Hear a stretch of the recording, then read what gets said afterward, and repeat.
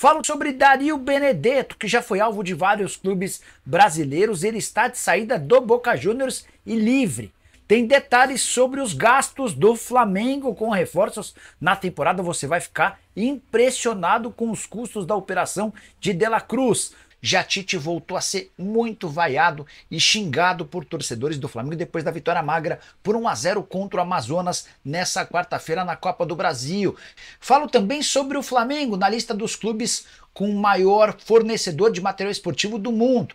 Tem as últimas do mercado, bastidores, finanças e muito mais. Fala aí pessoal, sou Jorge Nicola, bem-vindos a mais um vídeo do canal. Sempre bom ter vocês por aqui. Sem perder tempo, só queria pedir para deixarem like, para se inscreverem no canal, apertando esse botão vermelho de inscreva-se, ativem todas as notificações e comentem sobre tudo o que quiserem. Combinado?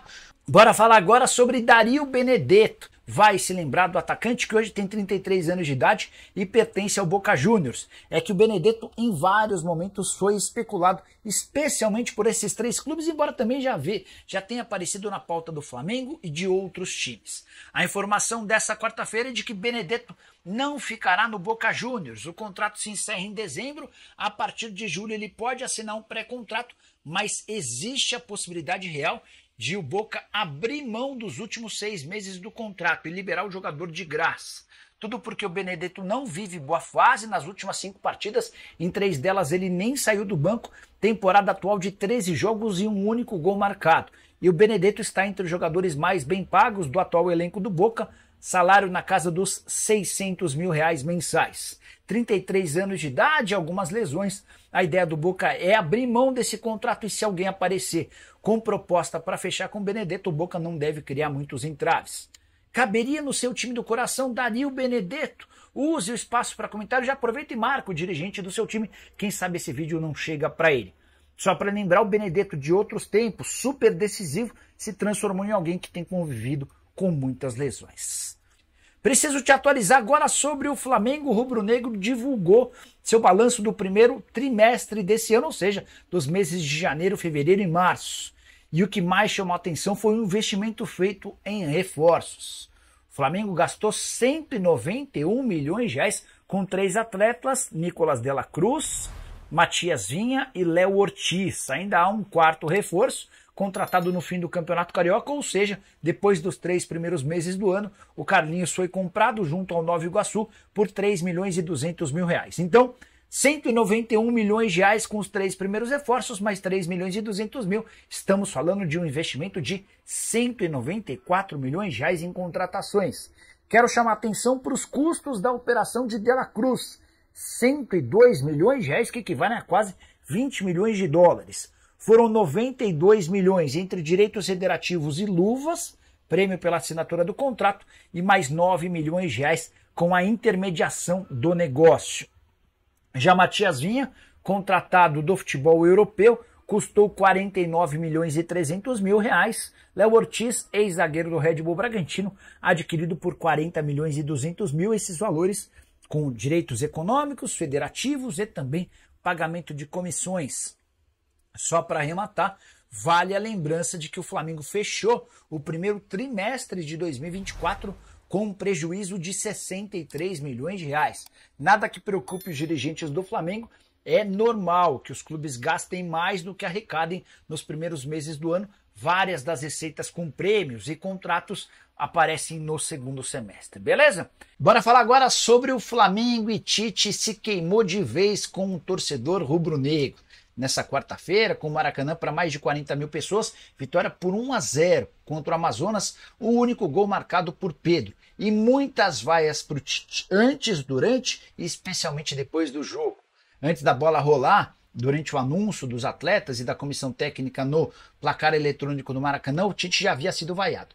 Depois da vitória magra por 1-0 contra um time da Série B, aí o Maracanã se tornou um terreno hostil para o Tite, com xingamentos, vaias e pedidos para ele deixar o clube. E é curioso constatar que o Tite, mesmo tendo sido campeão carioca, o Flamengo não venceu nenhum título na temporada passada, e mesmo tomando muito poucos gols, é bastante contestado. Mas eu entendo e concordo com o comportamento do torcedor do Flamengo. O rubro-negro gastou quase R$200 milhões em reforços nesse ano. Tem de longe a maior folha salarial da América do Sul e o torcedor espera por um time que jogue mais bola. no 1-0 contra o Amazonas, equipe preguiçosa, de muita ligação direta, de pouca criatividade ofensiva. Nem parece que o Tite é o melhor técnico do futebol brasileiro ou entre os brasileiros. O trabalho até aqui é contestado. Na entrevista coletiva, o Tite admitiu que a coisa não tem funcionado, abre aspas, não fizemos uma boa partida e temos que assumir isso, principalmente o processo criativo ofensivo. Estivemos abaixo e nós temos essa consciência de que estivemos abaixo, fecha aspas. Não basta só ter a consciência, né? O Flamengo não vem jogando bem já há algum tempo e se continuar desse jeito, a pressão no Flamengo funciona de maneira diferente e eu não vou me surpreender se o Tite cai. A única boa notícia para o torcedor rubro-negro nessa quarta-feira foi a volta de Gabigol. Ele entrou aos 18 do segundo tempo, mas diante da preguiça do time, o Gabigol nem teve tantas oportunidades para balançar as redes. Bora começar o vídeo contando que o Flamengo tem a camisa mais valiosa entre os clubes brasileiros quando o assunto é fornecedor de material esportivo. Foi feito um levantamento pela Football Benchmark apontando os 50 clubes com os melhores contratos de fornecimento de material esportivo, ou seja, aqueles clubes que mais recebem de empresas para a produção dessas camisas. A gente está se referindo a Nike, Puma, Adidas e Companhia Limitada.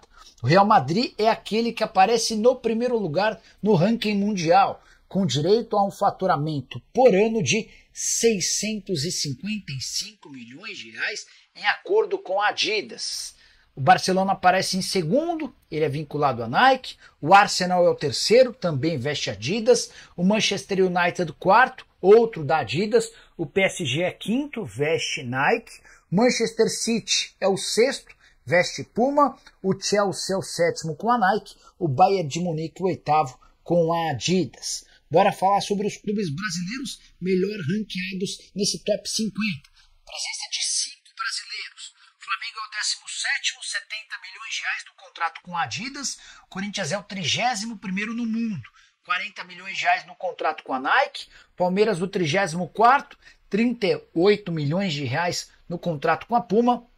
São Paulo aparece em 46º, 25 milhões de reais no contrato com a New Balance. A minha surpresa é com o Atlético Mineiro aparecendo na posição de número 50, graças a um contrato de 23 milhões de reais com a Adidas. Gostaria que você usasse agora mesmo o espaço para comentário para dizer o que você pensa a respeito desse ranking.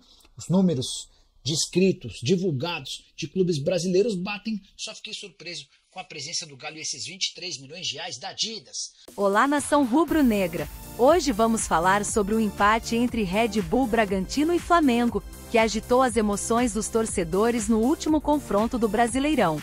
Tite, técnico do Flamengo, tentou algumas mudanças táticas, mas será que surtiram o efeito desejado? Vamos mergulhar nessa partida e analisar o desempenho de ambas as equipes.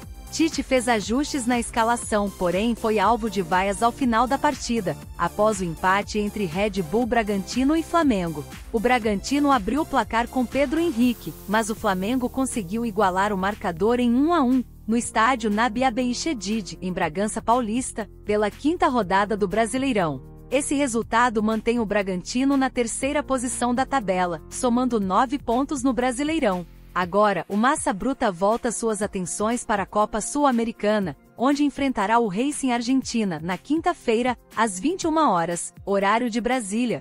Por outro lado, o empate alivia um pouco a pressão sobre o Flamengo, que permanece na 4ª colocação com 8 pontos. O próximo desafio do Flamengo será contra o Palestino, no Chile, pela Libertadores, às 21 horas, horário de Brasília, de terça-feira.